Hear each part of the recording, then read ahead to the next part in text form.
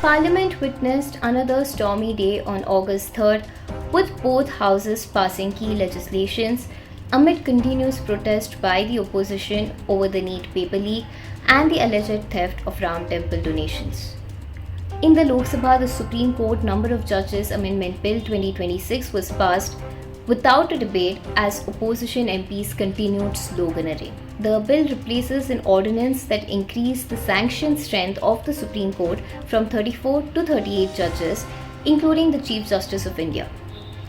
The government said the move was aimed at addressing the growing backlog of cases caused by the widening gap between fresh filings and case disposal.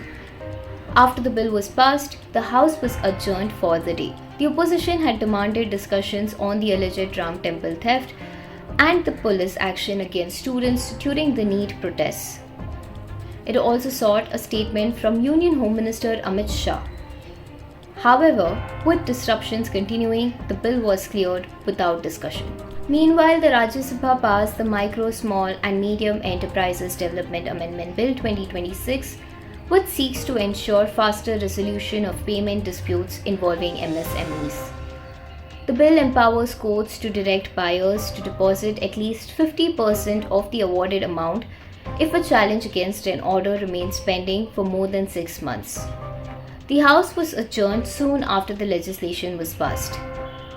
The government also introduced the Bankers Books Evidence Bill 2026, replacing the colonial-era Bankers Books Evidence Act 1891.